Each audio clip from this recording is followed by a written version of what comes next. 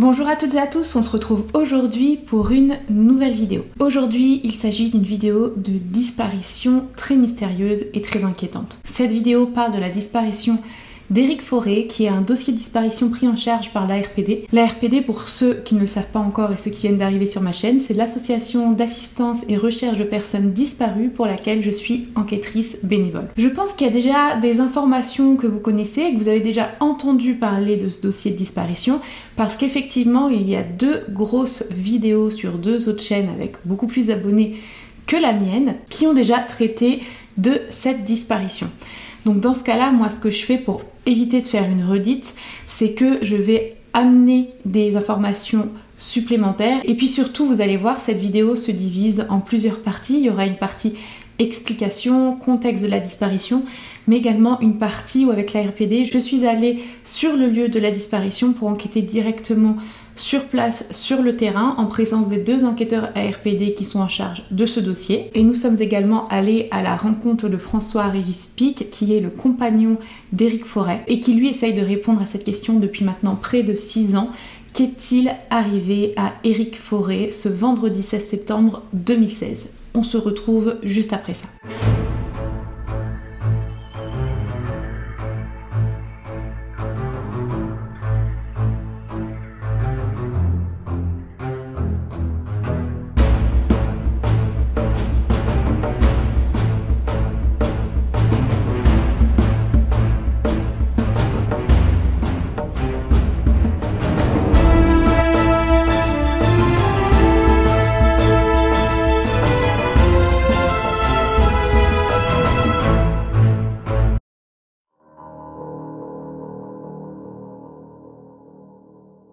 Le contexte de la disparition d'Éric Forêt va être très important dans cette vidéo. Il va être un peu plus long que d'habitude.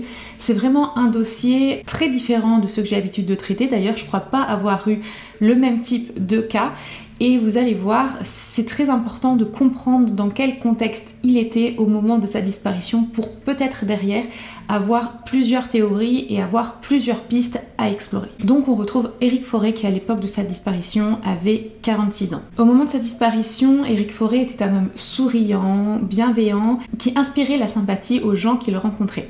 Il était très grand, il faisait 1m90, il était de corpulence mince à l'époque, était brun avec des cheveux un peu grisonnants et avait des beaux yeux bleus. Il est typé caucasien.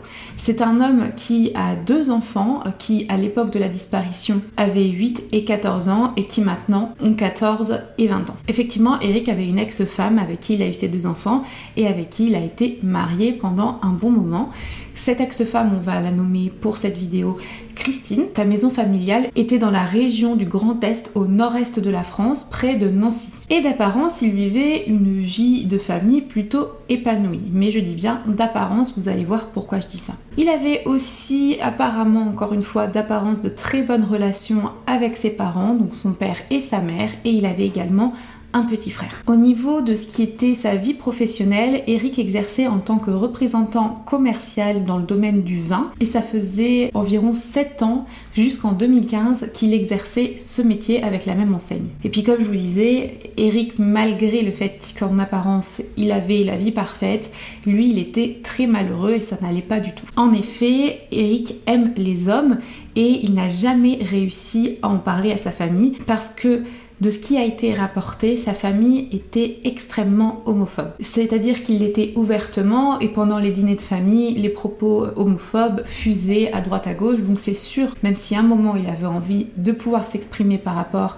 à son orientation sexuelle, c'était impossible pour lui. Tellement que pour vous dire, dans la famille, l'homosexualité était considérée comme une maladie qu'on pouvait soigner. On était quand même dans la famille d'Éric assez arrêté à ce niveau-là. Alors du coup, je sais pas si il a eu une femme et 2 enfants pour faire comme tout le monde, de vivre une vie, on va dire, classique aux yeux de ses parents. Mais en tout cas, lui, ce qui est sûr, c'est qu'il n'était pas du tout heureux. Entre 2014 et 2015, ça commençait vraiment à le peser et il avait des relations extra-conjugales avec des hommes, mais il n'a jamais eu de relation amoureuse à ce moment-là avec un homme. C'était juste des relations sans lendemain. Et en fait, il a fait un burn-out à un moment. Non seulement il avait beaucoup de travail, mais en plus sa vie ne lui convenait plus, il n'était pas heureux.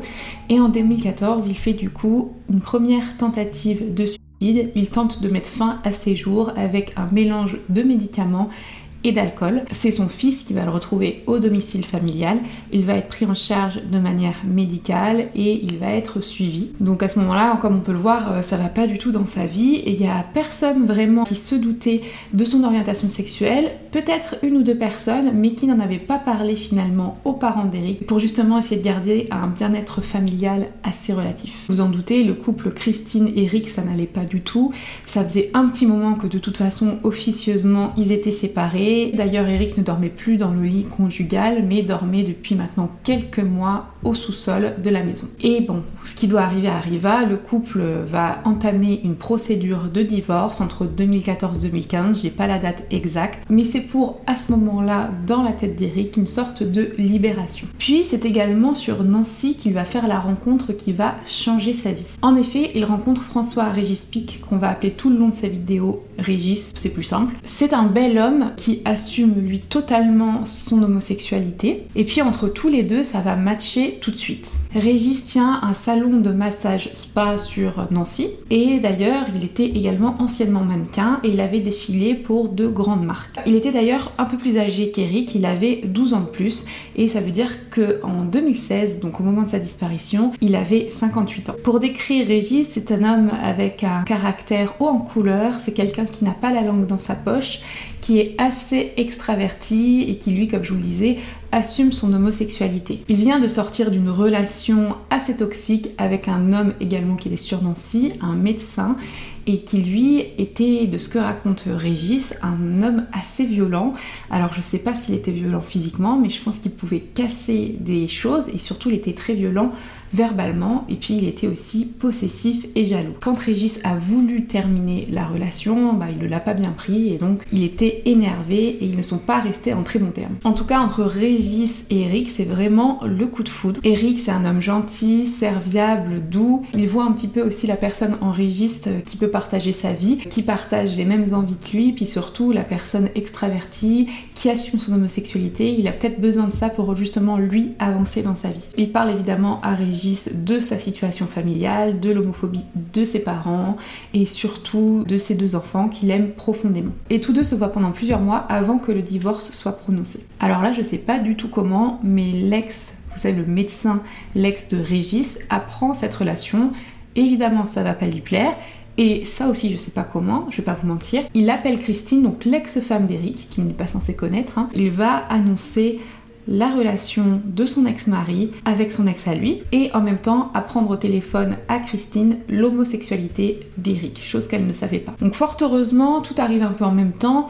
En juin 2015, Eric subit un licenciement professionnel parce que la boîte qu'il avait engagée fait faillite et du coup, il se retrouve avec une prime de licenciement assez conséquente qui lui permet de prendre son envol et d'essayer de changer de vie en changeant de région. Il sélectionne comme région qu'il apprécie tout particulièrement le Rhône parce qu'il faisait beaucoup de déplacements professionnels dans le Rhône et qu'il aimait bien.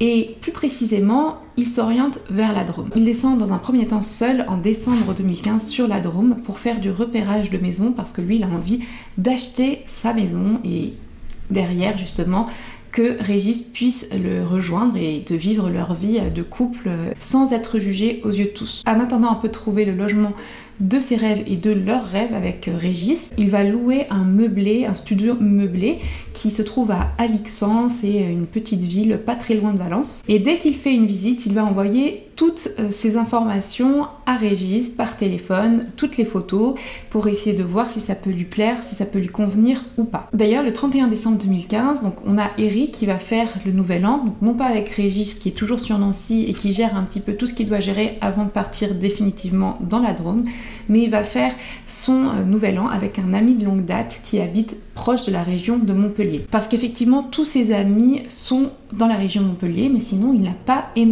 beaucoup d'amis, c'est quelqu'un d'assez solitaire, donc ça se passe super bien. Et ensuite, quand il revient sur la Drôme, là il va tomber sur un peu la maison de ses rêves et il envoie les photos à Régis en disant « Je suis sûre que tu vas apprécier cette maison ».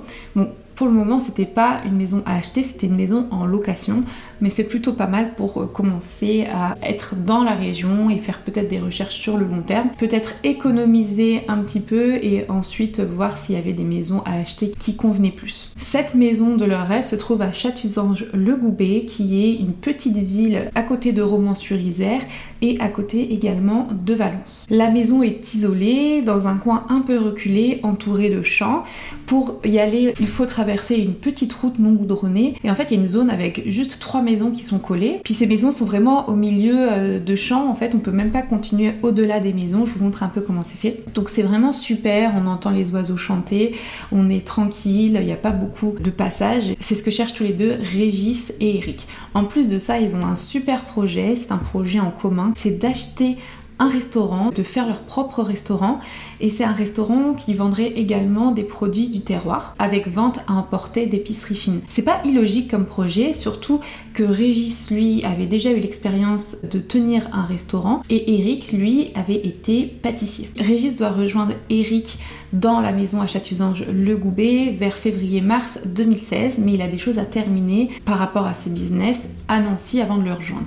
Et du coup, en attendant que Régis le rejoigne, Eric va commencer ses travaux, non seulement dans la maison, mais d'aménagement aussi du jardin. Il va acheter un jacuzzi, acheter un barbecue, faire des aménagements pour rendre leur maison un peu à leur image. En mars, Régis arrive et puis l'entente est parfaite, tout se passe bien. La plupart du temps, ce qu'ils font, c'est qu'ils font des travaux dans la maison, ils réaménagent la maison à leur image. Ils ont les mêmes projets, ils ont même 2 chiens et ils adorent faire des balades dans la région avec leurs 2 chiens. Et voilà, ils prennent des jolies photos ensemble et c'est un peu le bonheur parfait, en tout cas d'apparence. Et ils sont en recherche constante de locaux pour leur projet de restaurant. Il y a quand même un gros hic, c'est qu'il n'y a que son ex-femme qui est au courant de l'homosexualité d'Eric. Les parents ne sont toujours pas au courant. Et donc quand il parle avec ses parents, il n'est jamais vraiment très sincère parce que par exemple quand il parle de Régis, parce qu'ils habitent ensemble, il parle de son colocataire. Il ne va jamais avouer à ses parents qu'il est homosexuel. Toutes les 6 semaines, il remonte sur Nancy pour voir surtout ses enfants et également ses parents. Il pense à chaque fois avoir le cran d'arriver à leur dire voilà je suis homosexuel et puis voilà c'est comme ça, et ben il n'y arrive pas et du coup à chaque fois ça le remet dans une position où il est jamais très à l'aise finalement. En plus, Régis a rapporté qu'à chaque fois qu'il était au téléphone avec son ex-femme Christine pour parler de ses enfants, en tout cas tout ce qui concernait l'éducation de ses enfants ou autre, à chaque fois il ressortait de ses appels en pleurs parce que son ex-femme le rabaissait, limite l'humiliait au téléphone. Donc c'est vrai que malgré son bonheur apparent, il y avait toujours cette ombre constante chez lui qui faisait qu'il n'était jamais entièrement lui-même. Heureusement, comme je vous disais, Eric et Régis restent focus tous les deux sur leur objectif commun, trouver un local pour leur restaurant. Et ils vont trouver un premier local. Ils vont même déposer un chèque de caution au propriétaire. Ils vont même signer un compromis de vente avec le propriétaire de 7 000 € et attendre les retours un petit peu pour voir s'ils peuvent emprunter à la banque. Sauf qu'en fait, ils se rendent compte qu'il y a une grosse malfaçon et que c'est un peu une arnaque. Et donc, l'emprunt n'est pas accepté par les banques. Il y a un souci au niveau du plafond concernant la réglementation par rapport au risque incendie, quelque chose comme ça. En tout cas, c'est pas possible.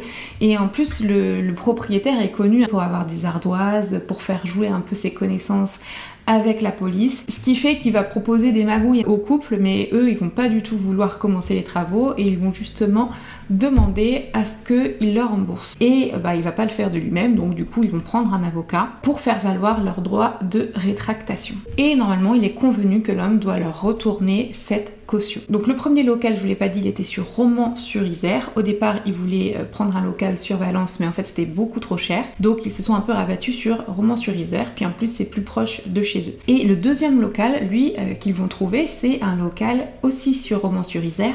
Comme on est allé sur place pour identifier la localisation des locaux, je trouve que c'était un peu mieux, c'était mieux placé et ça donnait plus envie. Bon, aujourd'hui, c'est une agence immobilière. Et pourquoi malheureusement c'est une agence immobilière? Parce que vous l'avez compris, ce projet ne va pas aboutir, tout simplement parce que le jour de la signature du compromis de vente avec le propriétaire, c'était le jour de la disparition d'Éric Forêt, donc le 16 septembre 2016. Effectivement, comme vous pouvez le voir, cette recontextualisation était assez longue, mais pour moi très importante pour tout comprendre par la suite.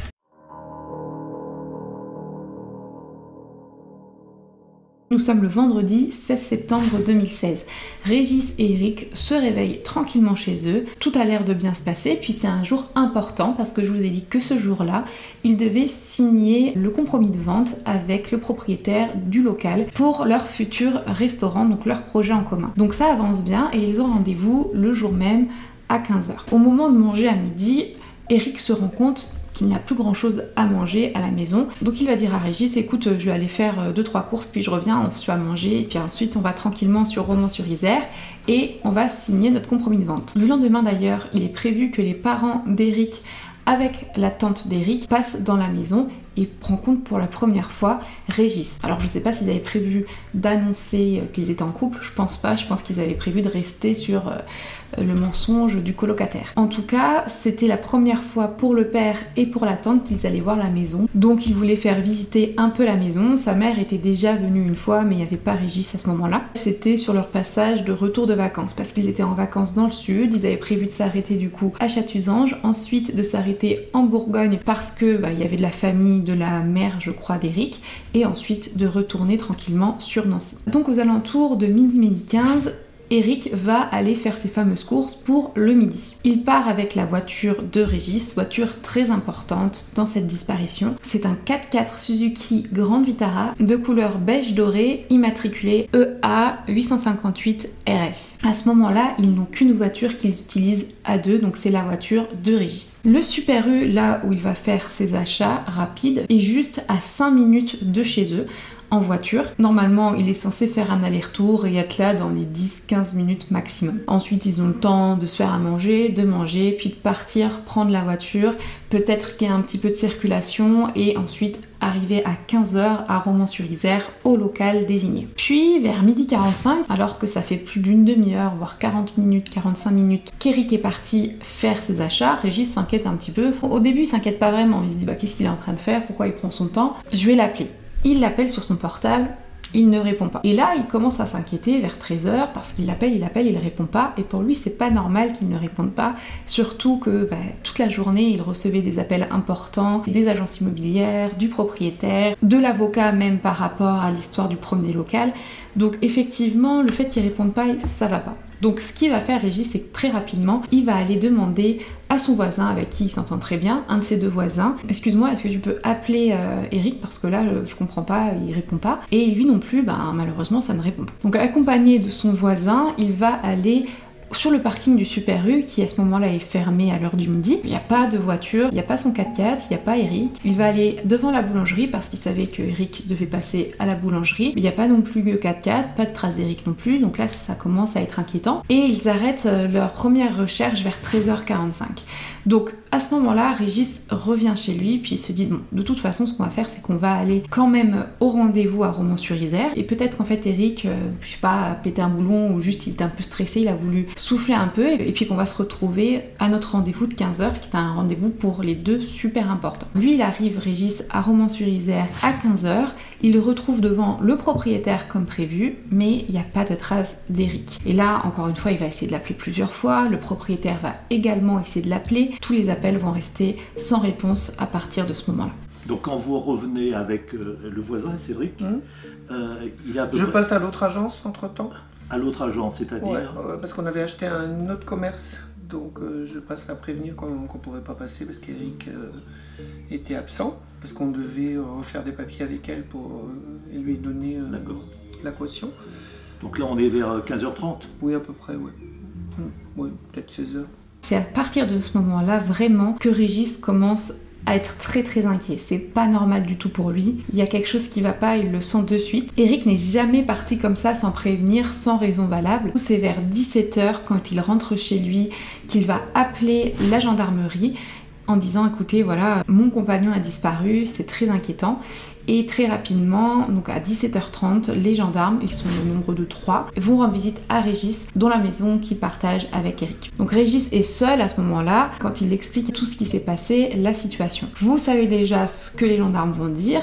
À ce moment-là, ce qu'ils voient, c'est simplement un homme qui a disparu depuis quelques heures avec une voiture. Donc ils se disent bon bah écoutez, pour le moment on peut rien faire, la personne est majeure, attendez 48 heures avant de revenir nous voir si par hasard il revient de lui-même. Alors évidemment, nous avec le recul c'est quand même assez frustrant, surtout que cette loi des 48 heures, comme le dit si bien Régis, n'existe pas, hein. Ces 48 heures c'est juste un délai comme ça qu'on a donné, mais il n'y a pas de loi spécifique. Si on veut que la disparition soit prise en compte inquiétante directement, on peut faire en sorte que ce soit pris en compte directement. Bon, en tout cas, ça n'a pas été le cas pour la disparition d'Eric, malheureusement. Mais sur le coup, ça me paraît plutôt normal, au moins d'attendre jusqu'au lendemain. Je dis pas jusqu'à 48 heures, mais au moins d'attendre jusqu'au lendemain. Quoi qu'il en soit, vous savez que si je fais cette vidéo-là, c'est que 48 heures plus tard, même le lendemain, ou encore maintenant, malheureusement, 6 ans après, on n'a toujours pas de nouvelles d'Eric. Ils prennent tout de même le signalement d'Eric, donc toute sa tenue vestimentaire. Eric était habillé avec un Bermuda jean délavé. Il avait des baskets blanches avec des bandes bleues sur le côté et il avait un t-shirt blanc à longue manche avec des imprimés dessus. Il est parti également avec le 4x4 où je vous remets la photo ici, le 4x4 qui appartient à Régis. Et puis pour ce qui est de ses affaires personnelles, il est parti avec sa carte bancaire, avec son chéquier, avec sa carte vitale. Également il avait 70 € en monnaie sur lui. Il avait des soucis de vue, donc il portait des lentilles mensuelles et il n'avait pas de lunettes. Donc il faut dire qu'il est parti avec son téléphone portable. Avec son téléphone portable, sa sacoche, sa carte bleue, son portefeuille et 70 € en poche. D'accord. Et la sacoche, qu'est-ce qu'il avait comme type de sacoche? Oh, c'était une petite sacoche, tu sais, les petites sacoches de voiture. En bandoulier? Non, c'était une sacoche à la main. À la main, d'accord. Où il y avait tous ses papiers dedans, etc.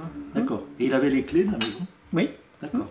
On se pose des questions, est-ce que Eric va tout simplement revenir? Est-ce qu'il a juste voulu souffler et qu'il était un peu stressé? On pense à ce moment-là au fait qu'il avait peut-être trop de pression avec le fait que ses parents venaient le lendemain à leur maison et qu'il allait rencontrer pour la première fois Régis, et également cette signature importante qui scellait un petit peu leur engagement sur le long terme dans un projet commun. Le vendredi soir, toujours le jour de la disparition, il y a les parents d'Eric qui vont appeler sur le fixe dans la maison. Ils vont appeler Eric parce qu'il me semble qu'ils avaient essayé d'appeler Eric mais que ça n'avait pas répondu.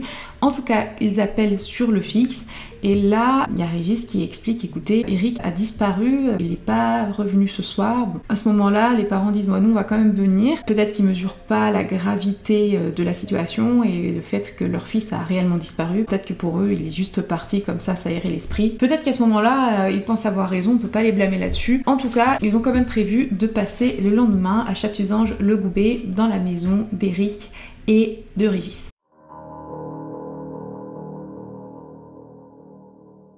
Les investigations commencent le jour même parce qu'ils vont commencer à chercher Eric avec ses voisins aux alentours. Donc après ce fameux passage des gendarmes le jour même, le soir même, après 17h30, donc il est peut-être 18h30, Régis est retourné avec ses voisins et au Super U et à la boulangerie pour avoir des témoignages et savoir si finalement Eric était bien passé et au Super U et à la boulangerie. On est le vendredi 16, en fin de journée. Ouais. Donc tu retournes au Super U. Au Super U, voir s'ils avaient bien vu Eric. Tu vois qui, le responsable? D'abord une caissière, et la caissière me dit attendez, on va appeler le responsable. Le responsable est venu, il me dit je sais pas moi, mais on va regarder, vous inquiétez pas, on va regarder sur les vidéos. Donc il m'a emmené dans le truc où il y a tous les écrans, etc.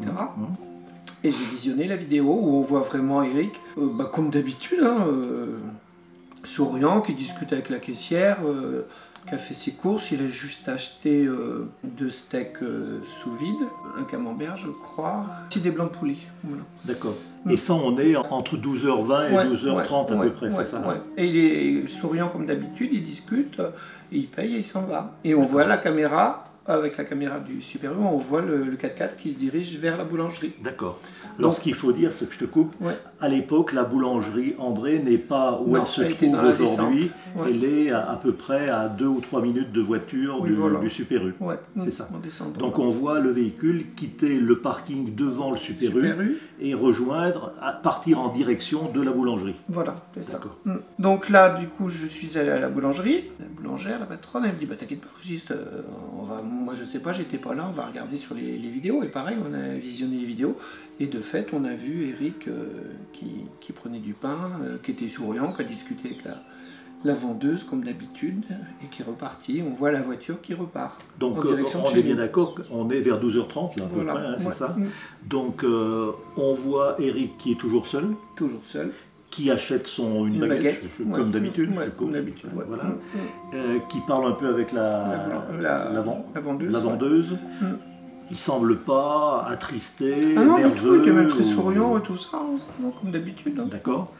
Eric était vraiment quelqu'un de très ouvert, qui parlait beaucoup avec les gens, qui était très souriant. Si tu t'en souviens, est-ce qu'à ce moment-là, sur la caméra, on voit éventuellement d'autres clients qui sont dans la boulangerie? Non. Il est tout seul. Si, il y avait une dame derrière. D'ailleurs, il y a une dame, justement, cette dame qui était derrière, elle avait témoigné après, qu'elle avait dit qu'elle l'avait vu. Il lui avait demandé d'ailleurs s'il y avait quelqu'un, et elle dit ben non, moi je l'ai vu repartir, mais je me suis préoccupé, j'ai pris mon pain. Et elle sort avant lui ou après lui? Après lui.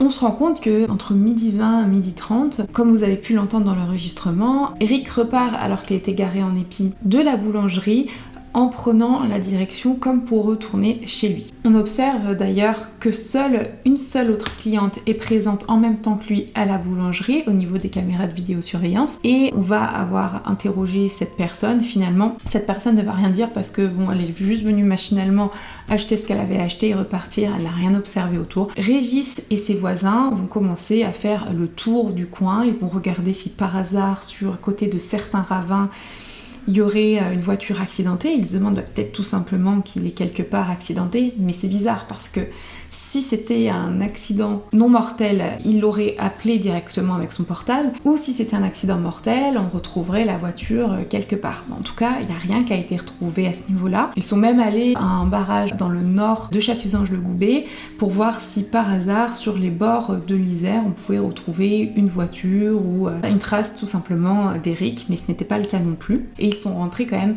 assez tard, vers 21h30 si je me souviens bien, à leur maison. Ils ont mangé ensemble rapidement le soir, et ils ont également appelé les hôpitaux de la région pour savoir si par hasard il y avait quelqu'un avec le nom d'Eric Forêt qui avait été accueilli dans leurs locaux, mais aucun signe, aucun signalement d'Eric. Et donc après leurs appels aux hôpitaux de la région, malheureusement on se rend compte que finalement Eric s'est littéralement volatilisé, qu'il n'y a plus aucune trace de lui ni du véhicule du 4x4. On se retrouve donc le samedi 17 septembre 2016, le lendemain de la disparition. Dès le matin, Régis va à la gendarmerie de Bourg-en-Péage, donc sur place faire sa déclaration un peu pour lui officielle, c'est-à-dire directement auprès du gendarme. Et comme d'habitude, on va lui ressortir cette fameuse phrase: on n'a pas attendu encore 48 heures, revenez le lendemain, on va voir ce qu'on peut faire. Et à ce moment-là, c'est pas encore considéré comme une disparition inquiétante. Il revient à peu près vers midi parce qu'il sait que les parents d'Eric doivent arriver.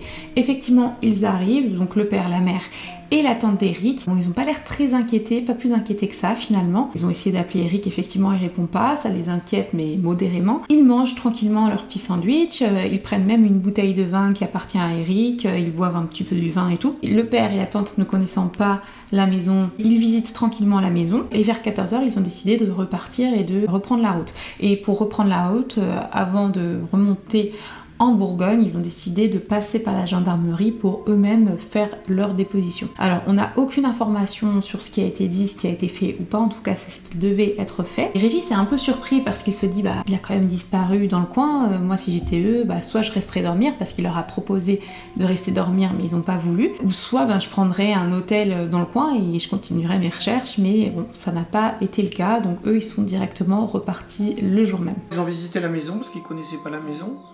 Enfin, la maman d'Eric la connaissait puisqu'elle était venue passer 15 jours avec les enfants d'Eric au mois d'août.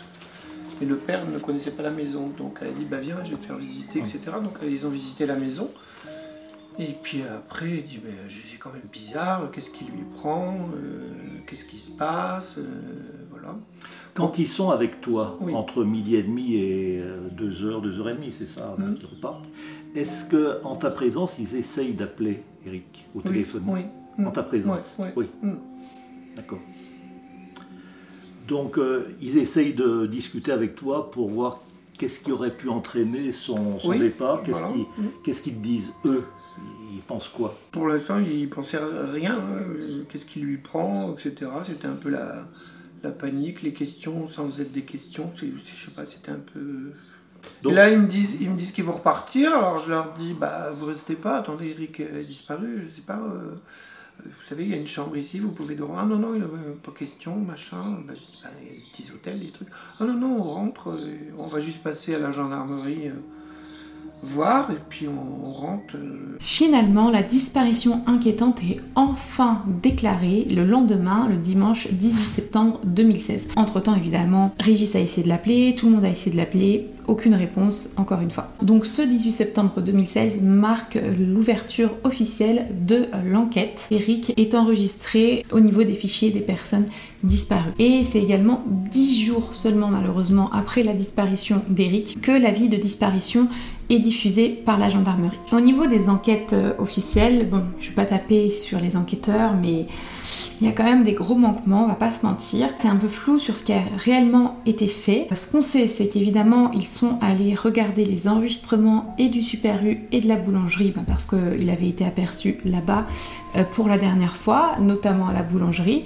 Mais ce qu'on sait aussi, c'est qu'ils n'ont saisi aucun des enregistrements. Donc dans le dossier, on n'a pas ces enregistrements-là. Donc ça, avec le recul, on se dit c'est vraiment une erreur. Vous allez encore plus comprendre pourquoi après quand je vous expliquerai un petit peu les théories. Comme vous savez, les enregistrements de vidéos de caméra surveillance s'effacent au bout d'un mois et sont remplacés par les nouveaux. Donc là, c'est vrai que malheureusement, c'est perdu à tout jamais. On ne sait pas si toutes les vidéos de caméra surveillance de la ville ont été observées. On sait juste qu'il a été dit que apparemment le 4x4 de Régis n'aurait pas été vu sur les caméras de vidéosurveillance sortir de la ville. Donc ça paraît un peu étrange, mais peut-être qu'ils n'ont pas observé toutes les caméras de surveillance de toutes les routes possibles et inimaginables. Ce qui est fou, c'est que les chiens pisteurs ne vont pas être emmenés. Après bon, on est en voiture, donc c'est vrai que c'est peut-être un peu compliqué. On n'a également aucune battue qui va être réalisée, aucun sondage du Rhône ni de l'Isère qui va être fait. Alors au niveau de ce qui est la téléphonie et le bornage, les gendarmes ont demandé à l'opérateur téléphonique de leur fournir les informations. Après, on ne sait pas réellement ce qui a été étudié là-dedans.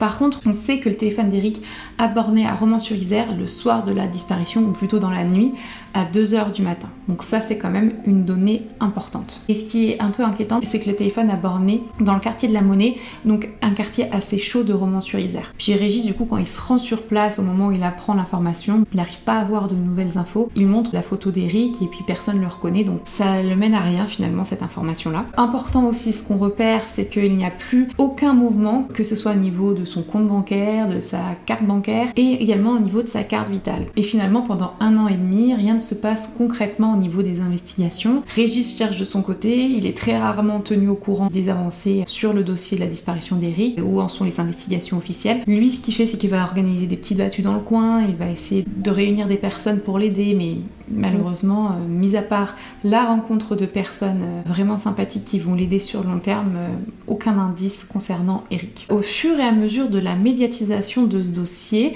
notamment que ce soit dans le journal ou alors à la télé, finalement la famille va se rendre compte de plus en plus de l'homosexualité d'Eric, parce qu'on a des photos d'Eric et de Régis en première page. Effectivement, on parle d'eux comme un couple et non comme des colocataires. Puis il y a eu les annonces dans les journaux. Là, ça a été, je crois que ça a été son premier coup de fil, je crois, parce qu'on est sorti dans le journal un peu cette photo-là, là, en couple. En première page du journal de l'Est républicain de Nancy. Donc on m'a appelé en me disant, mais vous vous rendez compte, tout le monde va savoir, les voisins et tout, quelle honte pour nous. Enfin voilà, il y avait que ça qui les intéressait.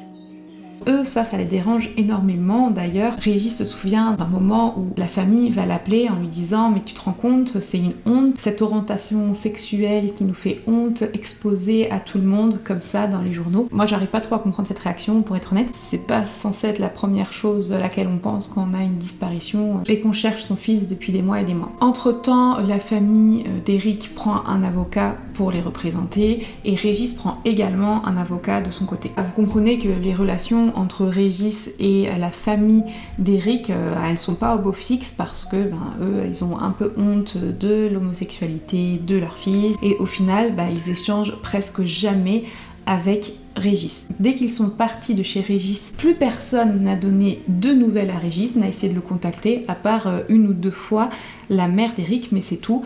Et franchement, je trouve ça très bizarre, pour être honnête, parce que on essaie justement de joindre la personne qui le voyait tous les jours pour essayer de savoir s'il a des nouvelles de son côté ou pas, mais ça n'a pas été fait. Régis quand même s'entend bien avec un seul membre de la famille d'Eric, qui est la tante paternelle d'Eric, celle qui était venue le lendemain accompagnée avec les parents en revenant de vacances le lendemain de la disparition d'Eric. Et donc on arrive jusqu'en 2018. Et là, en 2018, vous savez déjà de qui je vais parler, parce que ce dossier Eric Forêt fait partie des dossiers étudiés dans le cadre de la cellule Ariane. Pour ceux qui suivent mes vidéos, vous le savez que j'ai traité beaucoup de ces dossiers qui ont été relancés alors qu'ils stagnaient un petit peu avec cette cellule Ariane. La cellule Ariane est la cellule qui est composée de plusieurs enquêteurs, fait en sorte à l'époque, parce qu'elle n'existe plus aujourd'hui, de relier tout le parcours de vie des 10 dernières années de Nordal Lelandais et de voir si par hasard on pouvait relier Nordal Lelandais à un cas de disparition ou plusieurs cas de disparition ou de cold case de la région. Et donc on apprend comme ça que ce dossier fait partie de la cellule Ariane, donc potentiellement relié à Nordal Lelandais, et puis là c'est un peu la stupéfaction, on se dit mais pourquoi? On essaye de comprendre d'ailleurs pourquoi. Ça a pris quand même plusieurs mois avant de savoir pourquoi est-ce qu'on avait fait un lien entre Nordal Lelandais et Eric Forêt, parce que là si je vous en parle vous me dites mais c'est quoi le lien?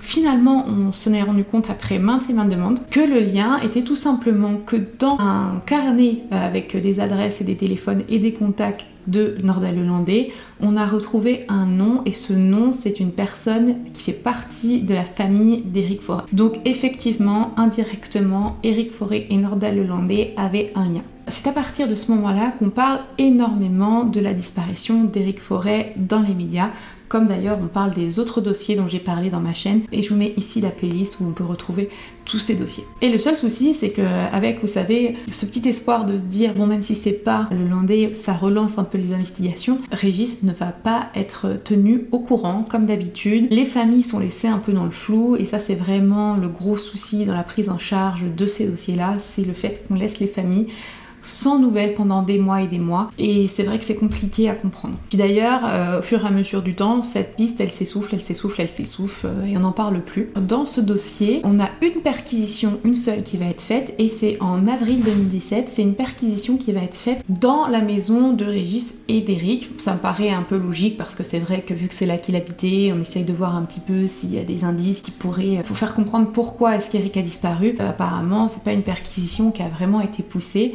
Et puis surtout, c'est vrai que il n'y a pas eu d'autres perquisitions. Je pense que ça aurait été intéressant aussi de perquisitionner peut-être le domicile familial qu'il y avait à Nancy. Peut-être qu'il y avait des informations aussi. Bon, en tout cas, il n'y a eu qu'une perquisition en avril 2017 et puis depuis, plus rien. C'est une perquisition qui a eu lieu donc chez Ici, toi, ouais. Après l'ouverture d'informations. Voilà, après l'audition chez le juge, ouais. D'accord. Mais je l'avais un peu cherché parce que c'est vrai que quand j'ai été interrogé par la gendarmerie, j'ai dit mais attendez, en fin de compte, vous avez même pas interrogé, parce qu'ils n'ont même pas auditionné ni interrogé mes voisins ni rien, en leur demandant s'ils nous avaient entendu nous disputer ou autre. Donc j'ai dit au gendarme, en fin de compte, je pourrais vous raconter n'importe quoi, mais disputer avec lui foutre un coup de pelle derrière la tête et l'enterrer en jardin, vous en avez rien à foutre. Donc bon, et là du coup j'ai eu la perquisition. Tu peux nous dire en quelques mots comment ça s'est passé la perquisition? La perquisition c'est un peu un vide, hein, on rentre dans ton intimité. Ils sont venus le matin, il y avait un camion de gendarmes au bout de la rue là-bas et un camion là alors que c'est un cul-de-sac, hein. 7-8 gendarmes je crois. D'accord, et ils viennent le matin. Plus la juge, Maître Boulou, la greffière. Pendant 2 ans après la disparition. Ah oui, oui. 2 ans après la disparition. Quand ils viennent, qu'est-ce qu'ils... Ah ben ils retournent tout.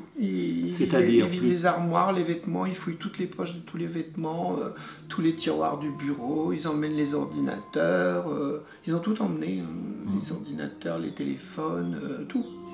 Et à l'extérieur de la maison, ils ne regardent pas le jardin? Non. Il y a des dépendances, des greniers? Oui, ça ils n'ont pas regardé non plus. Et pas dans le garage? Non. Est-ce qu'ils ont passé certaines pièces au luminol pour essayer de retrouver des traces? Non plus. Non. Donc elle a duré de quelle heure à quelle heure? Oh, ça dure un sacré bout de temps. Ils sont arrivés tôt le matin, ils sont repartis en début d'après-midi, je crois. Les ordinateurs t'ont été restitués après? Oui, très longtemps après. Donc ils n'ont rien, sans qu'ils trouvent visiblement rien.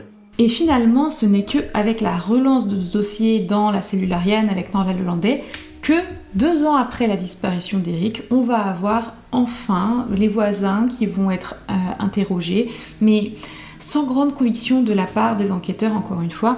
D'ailleurs, c'est ce qu'on peut ressentir avec le témoignage que je vous mets ici de la dernière personne qui a vu Éric Forêt en vie, c'est-à-dire la caissière à la boulangerie qu'il avait servi le jour de sa disparition. Bon, j'avais été convoquée, mais ils n'en avaient rien à... Vous n'en avez rien à faire? Non. Ils vous ont interrogé? Oui, oui. J'étais allée à Romain.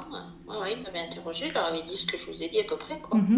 C'est en 2018 que Régis va saisir l'ARPD et c'est à partir de ce moment-là d'ailleurs qu'il va également changer d'avocat et qu'il va se faire représenter par Maître Boulou, qui est lui aussi adhérent à l'ARPD, que vous connaissez bien je pense parce que j'en parle souvent dans mes vidéos. Et lui va faire en sorte en février 2018 de faire un dépôt de plainte pour enlèvement et séquestration. Régis Pic va organiser une marche blanche qu'il essaye de médiatiser le plus possible pour justement peut-être encore une fois faire en sorte qu'on n'oublie pas le dossier de la disparition d'Eric. Dans cette marche blanche, il va y avoir évidemment Régis, pas mal de personnes de la ville de Chatuzange. Également, il va y avoir l'avocat Maître Boulou. Il va également y avoir l'ARPD qui est représenté, il me semble, par Bernard Valézy à ce moment-là, et les parents de la petite Maëlys également pour soutenir Régis dans cette épreuve. Pour rappel, Maëlys, c'est une des 2 victimes officielles de Nordal Lelandais. Je pense que malheureusement tout le monde connaît cette triste histoire. On sait que le 7 février 2021, le père d'Eric décède. C'est peut-être une donnée importante à prendre en compte, même si elle n'apporte rien spécifiquement là maintenant dans ma vidéo. En mai 2021 également, Régis et son avocat sont reçus enfin par le procureur de la République de Valence pour voir un petit peu faire le point sur le dossier de la disparition. Bon, rien ne va ressortir de tout ça, malheureusement. Et le 19 octobre 2021, le juge d'instruction va envoyer une lettre à Régis. La dernière chose que j'ai eue, c'était la lettre du juge d'instruction qui disait que au stade néanmoins, il m'apparaît que toutes les investigations pouvant être utiles à la manifestation de la vérité ont été réalisées. Vous indique en conséquence que j'envisage pour terme de délivrer l'avis de fin d'information. Et depuis, je sais rien, j'ai aucune nouvelle, je sais pas où on en est, qu'est-ce qui se passe, qu'est-ce qu'on fait, quoi.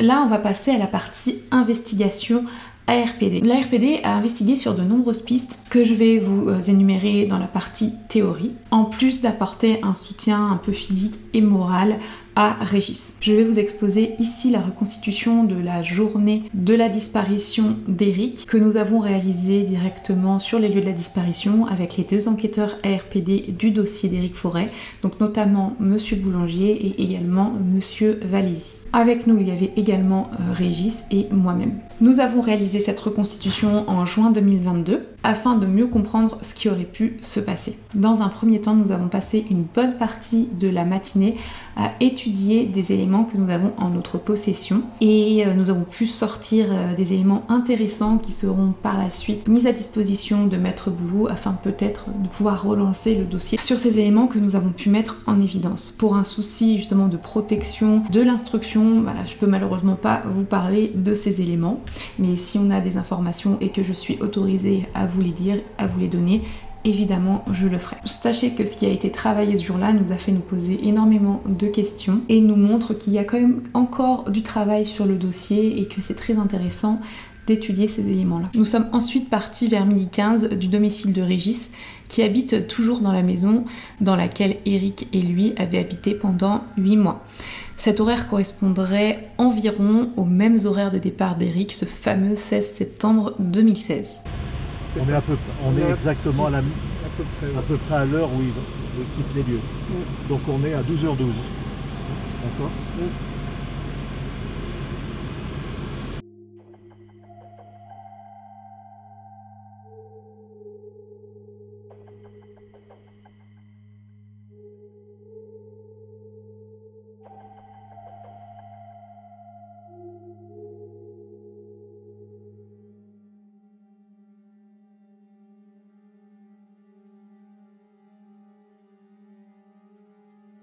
On est sur un itinéraire ici où on n'a pas de caméra de vidéosurveillance. Non, il y en a juste une en haut, complètement. Mais je ne sais même pas si elle y était à cette époque-là.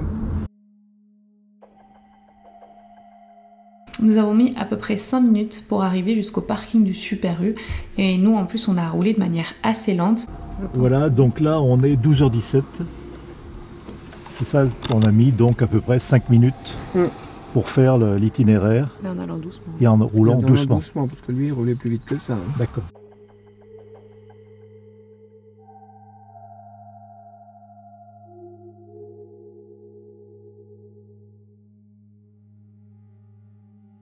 En arrivant sur le parking, on se rend compte que le lieu est très fréquenté avec pas mal de passages.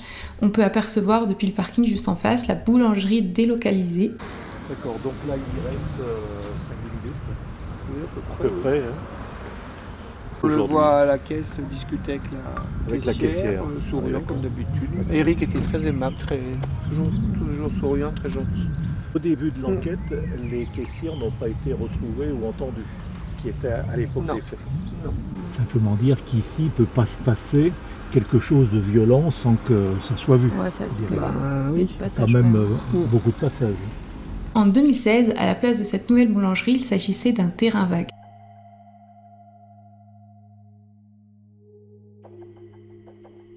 Nous sommes ensuite donc allés jusqu'à la boulangerie en voiture et donc il nous a fallu environ 2 minutes pour y arriver, donc c'était vraiment juste à côté, et se garer en épi comme l'avait fait Eric le jour de sa disparition. Et puis du coup il ne s'agit plus d'une boulangerie comme je vous l'ai expliqué, mais c'était l'ancien local. Et on est à 12h22. Même pas 2 minutes. C'est ça. Nous avions rendez-vous ce jour-là avec la dernière personne qui a vu Eric, donc la caissière de la boulangerie, et malheureusement, bon, elle ne pouvait pas se présenter ce jour-là. Et j'ai essayé derrière de la recontacter par texto, donc elle ne m'a pas donné de nouvelles jusqu'à il y a 1 heure à peu près, où finalement elle m'a appelé et on a pu discuter. Donc je vous mets quelques éléments qu'elle m'a racontés et c'est toujours très intéressant d'avoir le point de vue de la dernière personne qui a vu Eric de ses propres yeux. Il s'agit d'une femme qui habite depuis toute petite à Châtuzange et qui connaît bien la région et qui avait l'habitude de voir Eric et Régis ensemble à la boulangerie. Donc c'est très intéressant d'avoir son point de vue et je suis très heureuse qu'elle ait pris le temps de m'accorder cette mini-interview. Le dernier jour, il était pressé. D'accord. Et longtemps dans le magasin, dans la boutique, non. Ok, et puis vous aviez un peu échangé avec lui ou... Ah non, pas du tout. Là. Je le savais souvent avec son ami, voilà. Il était quand même de temps en temps, oui. Il était toujours jovial, toujours poli, bien mis, toujours, très bien. Très, très gentil, très ouvert, très sympathique. Enfin voilà, tous les deux, il n'y a jamais eu de soucis.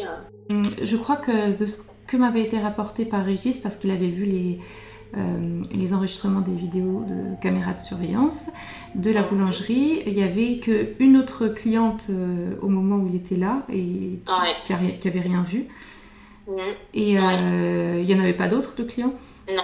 Et vous l'avez bien vu partir dans le sens vers le Super U, quoi. Voilà, il avait garé sa voiture et il a reculé parce que son véhicule, on le voyait, il passait pas inaperçu. Oui. Et il a reculé, il est reparti sur le U. D'accord. Donc comme s'il allait repartir chez lui et puis après on sait pas trop où est-ce qu'il allait en fait. Tout à fait, c'est ça. D'accord. S'il était vraiment reparti direction chez vous, on l'aurait peut-être revu sur les caméras du parking. Ce qui repassait en tournant à droite là. On l'a vu la voiture sur les caméras du Super U. On l'a vu revenir, oui. On l'a vu revenir de la boulangerie. Et on le voit à l'intérieur de la voiture? Oui. On le voit bien, il est tout seul. Il est tout seul. Donc on est sûr que c'est pour revenir qu'il avait... Oui, d'accord.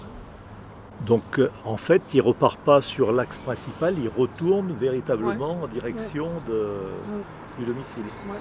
Donc à ce moment-là, Régis nous dit quelque chose qu'on n'avait pas comme information, c'est le fait qu'en repartant de la boulangerie, on pensait que c'était à ce moment-là que visuellement Eric avait été vu pour la dernière fois, mais il se trouve qu'en fait, il aurait, lui, Régis, visualisé des enregistrements de caméras de surveillance et on aurait vu Eric repartir en direction de leur domicile, donc après être parti de la boulangerie, sur ces enregistrements. Et bon, malheureusement, ça peut pas être vérifié parce que on n'a pas saisi ces enregistrements-là. Donc ça voudrait dire qu'il aurait disparu entre le Super U et son domicile, donc ça fait vraiment un intervalle de 5 minutes en voiture. Nous avons repris la route et on a essayé de voir quel autre chemin on pouvait emprunter pour se diriger vers un autre endroit que leur maison. Et il existe en effet un autre chemin, mais ça ne nous apporte pas grand chose malheureusement. On peut se demander tout simplement est-ce qu'il a emprunté cet autre chemin. Dans l'après-midi, nous sommes ensuite allés à Romans-sur-Isère pour visualiser la localisation du premier local dont je vous avais parlé. À noter d'ailleurs que la caution n'a jamais été récupérée par Régis au moment où je vous parle, et également le deuxième local qui malheureusement n'a jamais été acheté puisque il y a eu la disparition d'Eric entre temps. Comme je vous l'avais dit également, le portable d'Eric avait borné le soir de sa disparition dans le quartier sensible de la Monnaie à Romans. Donc nous sommes allés dans ce quartier, dans un lieu avec des immeubles abandonnés et condamnés depuis des années. Effectivement, on sent que le quartier craint un peu, surtout pendant la nuit je pense. Et pour Régis, c'est impossible que son Eric ait fini ce soir-là à ce niveau-là. En tout cas, qu'il ne soit pas allé de son plein gré. Donc ce déplacement sur place a permis plusieurs choses, notamment d'établir des nouveaux éléments qui semblent être importants d'être étudiés et qui vont être transmis à Maître Boulou, et également de se rendre compte sur place de la configuration des lieux. Il est plus facile d'imaginer comme ça les théories que je vais vous énoncer derrière, tout en ayant été sur le terrain ou plutôt sur le lieu de la disparition.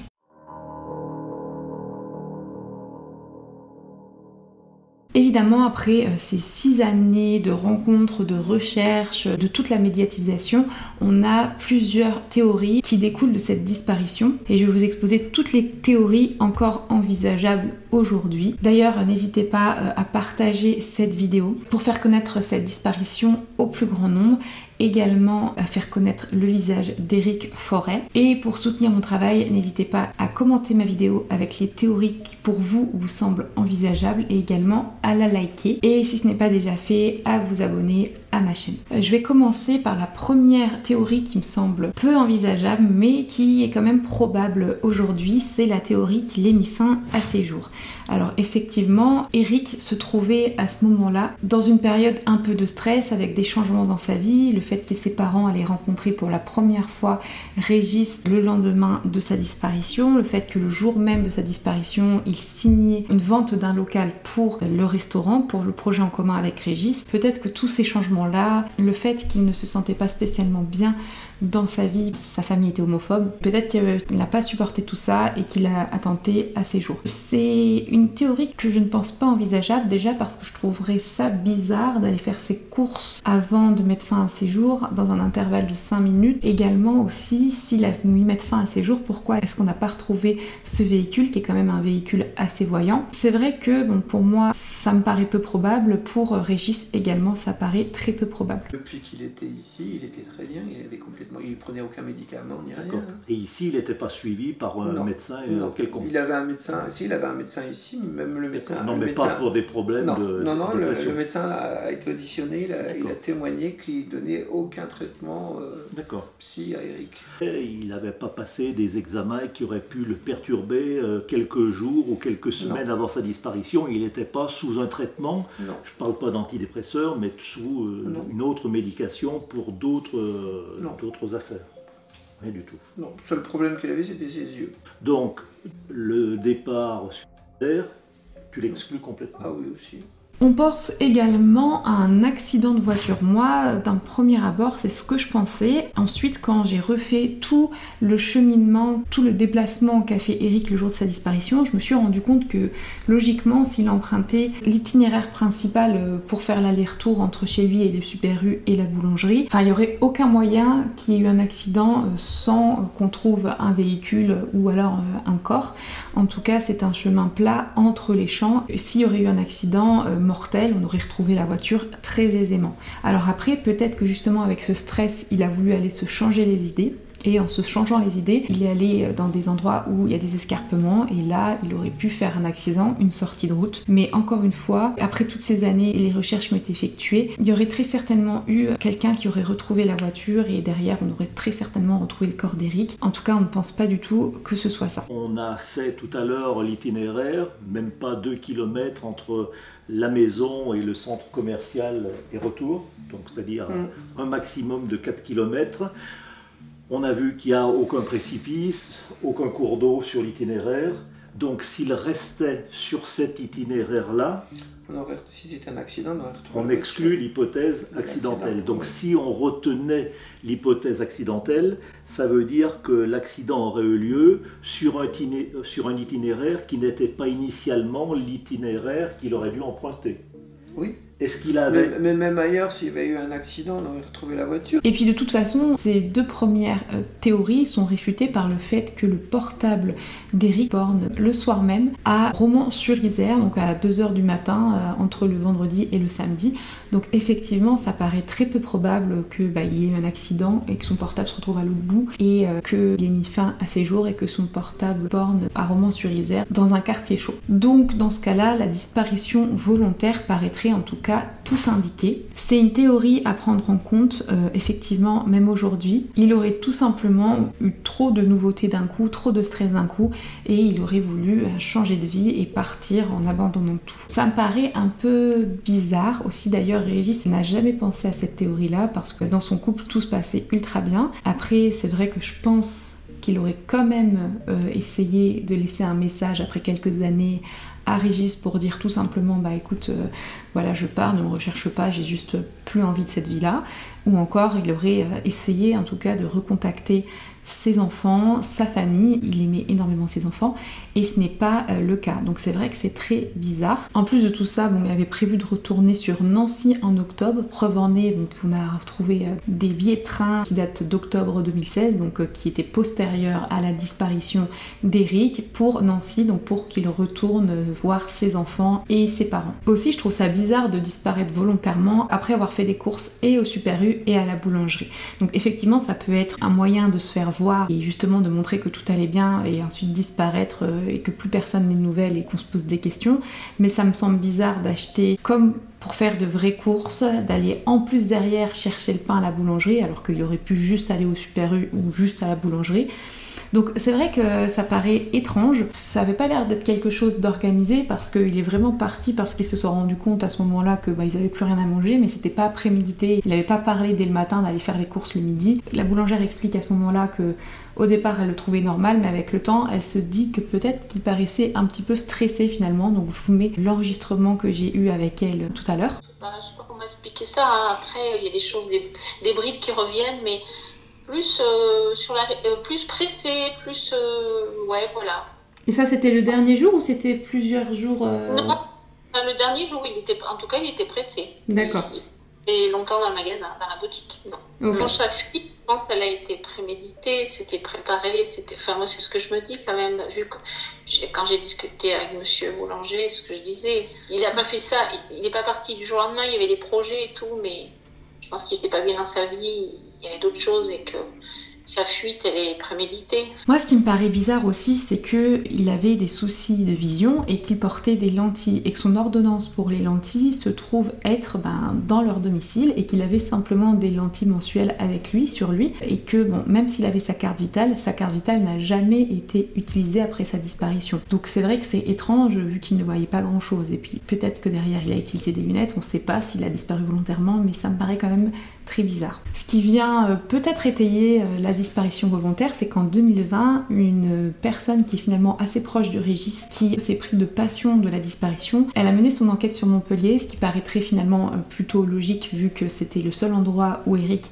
avait des connaissances ou des amis. Elle s'est rendue compte que peut-être qu'il y avait quelqu'un, donc un SDF, qui ressemblerait à Eric et qui pourrait être Eric parce qu'il correspond au signalement et qu'il est dans une zone spécifique. Elle est allée avec Régis voir sur place, mais bon, ça n'a rien donné et Régis est ressorti de tout ça un peu dépité et du coup lui il pense plus du tout à cette piste de Montpellier. Ensuite apparemment on avait des nouvelles informations, donc l'ARPD y est allé en mai 2022 à Montpellier et puis finalement ça n'a rien donné. Et donc il apparaîtrait qu'il y ait bien un sans domicile fixe qui ressemblerait à Éric Forêt, mais il n'y a aucune preuve qu'Éric Forêt soit à Montpellier. En plus de ça, je vous laisse également avec ce que m'a dit la boulangère sur le caractère d'Éric. Il me disait oui, il peut être SDF. J'ai dit non, pas lui. Exactement. Non, je pense pas. Non, ah mais c'est même sûr. Il était toujours bien mis sur lui, tout le temps. C'était quelqu'un qui prenait soin de lui, qui était toujours impeccable. Absolument pas, je le vois pas du tout dans la rue. Mais alors, pas du tout. Ah, c'est intéressant de savoir ça parce qu'effectivement on avait une piste à Montpellier, c'est une personne qui lui ressemblerait peut-être non, moi je dis non.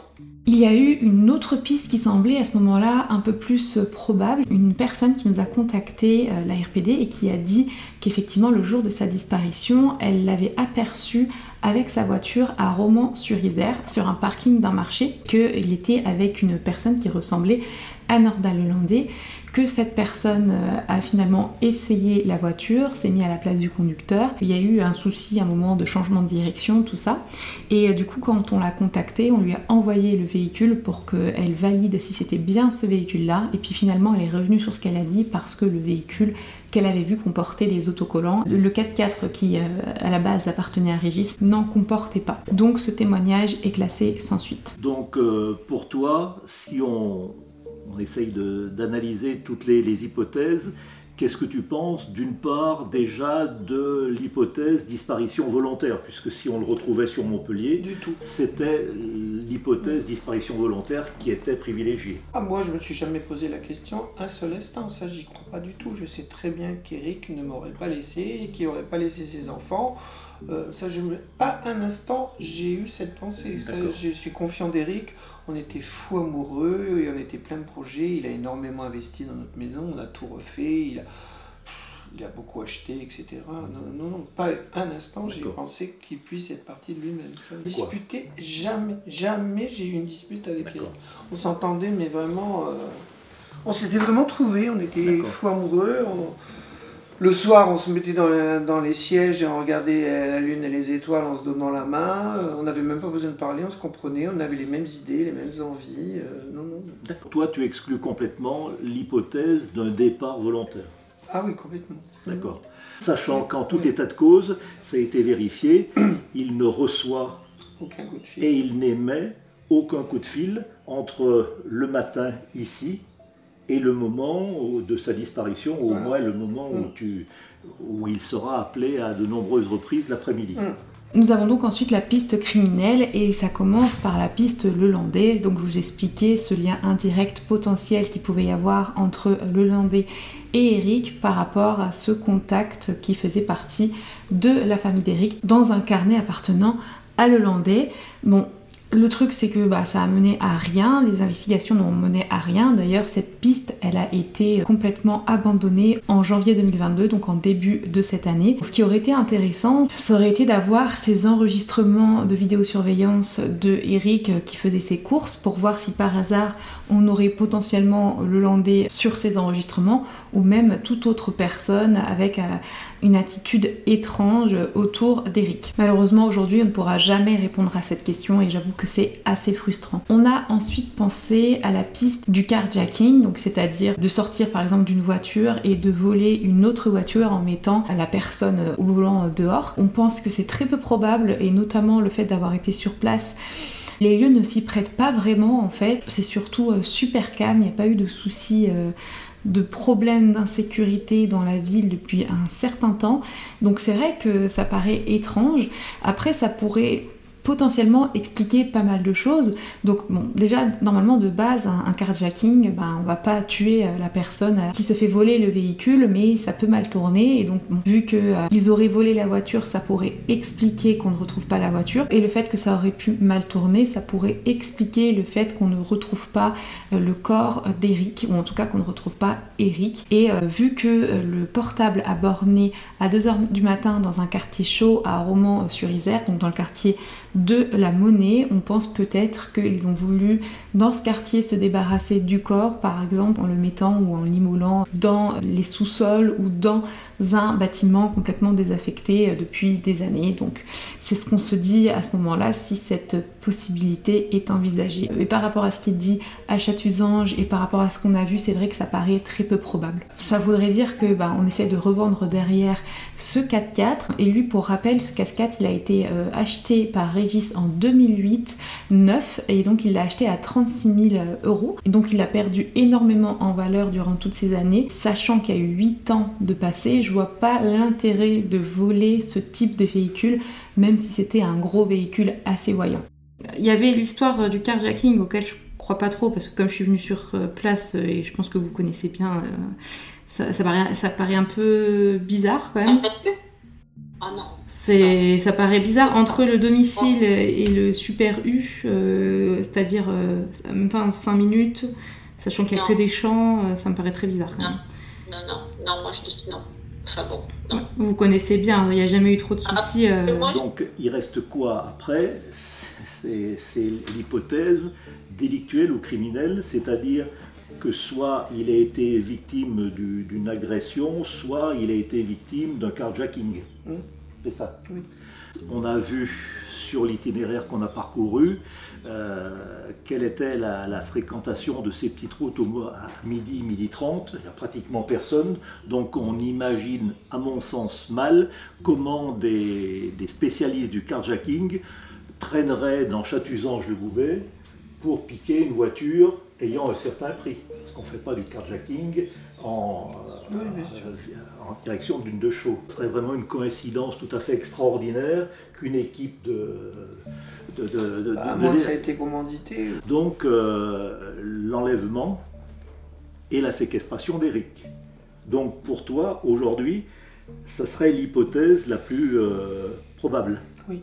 De mon côté, ça n'engage que moi, j'ai pensé à une théorie, bon peut-être un peu farfelue, mais c'est la théorie du départ forcé, du chantage potentiellement fait par les ex et d'Eric et de Régis, vous savez, l'ex-médecin toxique et l'ex-femme, vu que les deux avaient déjà été en contact par rapport à l'officialisation au téléphone de l'homosexualité d'Eric. On se dit peut-être que les deux ont voulu se venger en proférant peut-être des menaces à Eric, en faisant en sorte que Christine, donc l'ex-femme d'Eric, lui profère un petit peu des menaces, en lui faisant un chantage que si il ne quittait pas du jour au lendemain Régis, il ne reverrait peut-être plus jamais ses enfants. Donc là, je vais encore plus loin, qu'ils aient voulu lui faire une thérapie de conversion, qu'en fait, les parents d'Eric aient été mis au courant de son homosexualité, soit par l'ex-femme, soit par l'ex de Régis, l'ex-médecin qui lui voulait du mal.